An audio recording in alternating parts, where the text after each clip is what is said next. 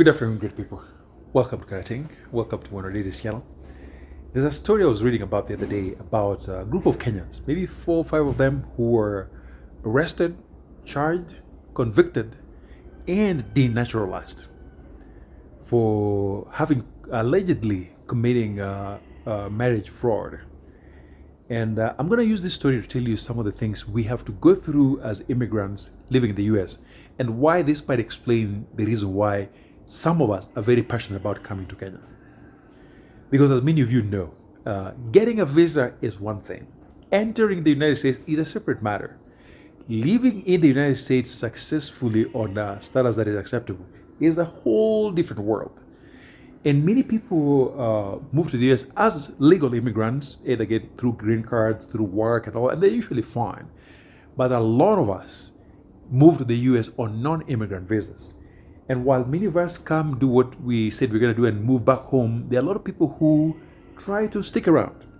That's not unusual. In fact, I believe that the US government specifically designed a system to work like that.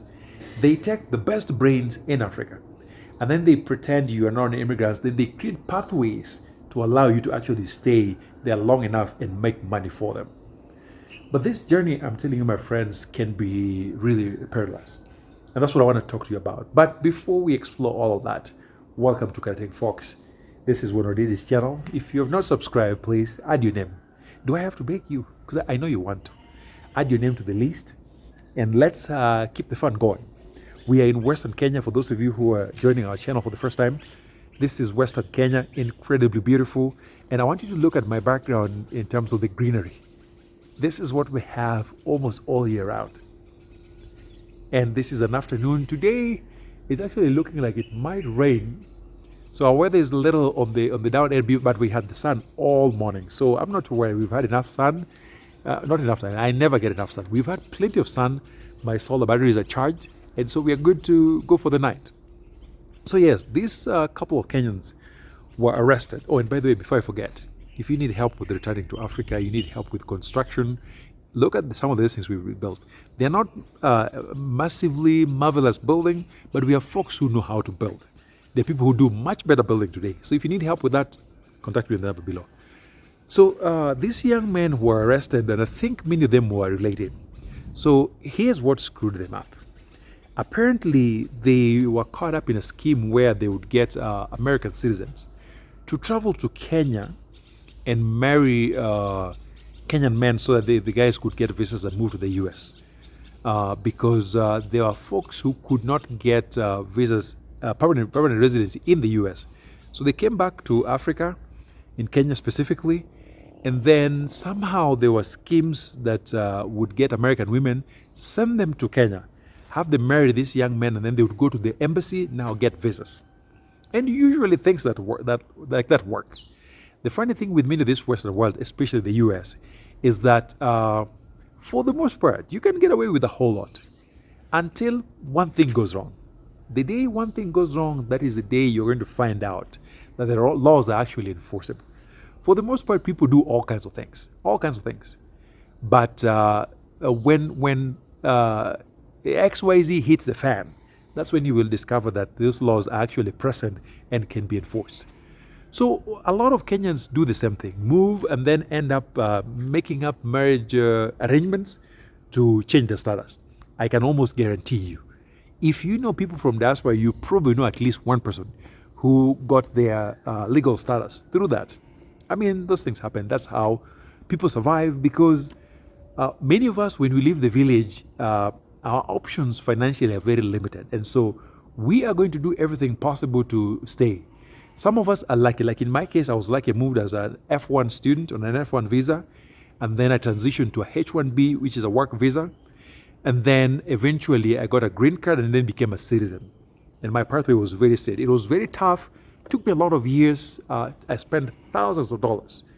But not everybody has that option. Many people actually lose their status. And so once you're already out of status, your options for fixing your immigration status are very limited. And so for many people, it often just means getting married to an American and then applying for spousal method for changing status.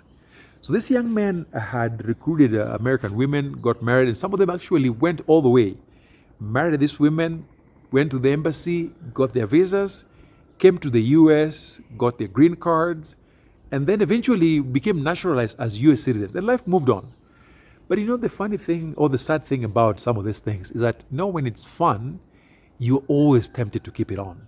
And that is where things fall apart. You do it one time, it works out. You do it a second time, it works out. You're like, maybe we could just do a little bit more. Maybe you want to do like 2 more, and then you're done. Next thing you know, you are knee deep into this. And especially once they begin making money, there are people who now run this full time. And oftentimes they can get away for a long time. And the US government has this funny thing where they can watch you for a long time. You might think nobody is aware, but they can watch you for a long time. So eventually, it turns out that these young women, having traveled from Kenya, some of them at the customs, I think it was Houston, when they landed at the customs, somebody started asking questions, and it appears they were not well prepared. And those guys have a way of smelling stuff. So they picked them out, started interrogating them. But for Americans, all they have to do is say, hey, here's the truth. Here's what I'm doing. Because once they tell them, hey, we are going to send you to jail for committing marriage fraud, and the only way to get out of this is you tell us what's going on. Of course, they're going to throw you under the bus so fast you have no idea. So once these women got caught at the border and they couldn't explain what they were doing, I think one of them said, I went to see the animals. And they're like, what animals? Where? She couldn't even explain all that. Because all she was coming to do was to marry a Kenyan, do the visa thing, and then come back. And then they would pay them like $5,000. Excuse me. So they get caught up at the airport. And then they start getting investigated. Next thing you know, of course, the government finds all the information they needed about these Kenyans who are committing marriage fraud. Before too long, you have boys in blue knocking doors and arresting guys, and people going to jail, and then people snitching on each other, because sometimes when things get tough, some people are going to try to save their skin by snitching on the rest. Next thing you know, you have a bunch of Kenyans, and this is not a Kenyan thing. It happens to almost all immigrants in all immigrant communities. So I don't want you thinking that it's Kenyans who do this kind of stuff. I see it in every immigrant community. Kenya is just a very, very small group of it. Actually, a lot of it is done by people outside Africa. So, of course, guys get arrested, they go to court, they have like a 7-day trial. At the end of the day, they got caught up. They got found guilty and was sentenced to some prison time, and they lost their residency. The other guys who had been naturalized lost their US citizenship. Those are some of the few instances where you can actually lose your US citizenship. So again, fast forward, they get out of jail, and then of course they get deported, and that's the end of the story. So I'm telling you this just so you know that surviving America is not a joke, especially those of us who leave Africa on non-immigrant visas. And by non-immigrant visas, I'm talking about things like B2, which is a tourist, F1, which is a student, and their dependents. So those non-immigrant visas can be really terrible. When you get it, you think you made it in life. In fact, I remember when I first got my US visa, I was like, wow, I have just made it. And you don't realize that getting the visa is the least of all the steps that you have to go through. Once you make it through the border, then you have to maintain that status. And once you get out of status, it's a whole different ballgame. Especially right now with Mr. Orange in charge, it's not a walk in the park. So all I tell you is that when you have friends who are still going through this, I want you to understand that sometimes those of us who move with the US end up doing some things that may not be morally defensible, but a lot of us are left with no choice. I can assure you, nearly everyone I know who has quote unquote made papers using American citizens did it because for the most part they had no choice. These are just your regular person, nothing really unusual about them, but many of these people are left with no choice, especially people who have lost status or people who are at risk of losing their status and have really very little to go back to. Many of them have no choice but to go find Americans. And interesting enough, some of them actually find Americans and they fall in love. So initially the intention is to make papers, and then they end up just loving whoever they met, and life moves on. But a lot of Kenyans also see real fireworks in doing that, because some of these people that are used to make papers are the worst around. Because people go for like homeless folks or people who will make a nightmare out of your life, because they know once you file your case, they have your life in their hands. And I've seen Kenyans go through real hell with these people who are quote unquote helping them make papers. I had a friend of mine who was supposed to buy a brand new car, on top of opening up a credit card, buying a house. I mean, they will terrorize you. People go through real hell to get paperwork. And so when you see some of us disappear and not come back for a while, please be kind to them, because that world of gaining legal status can be such a nightmare. I'm not saying this is what happens to all people. Like for me, mine was very straightforward.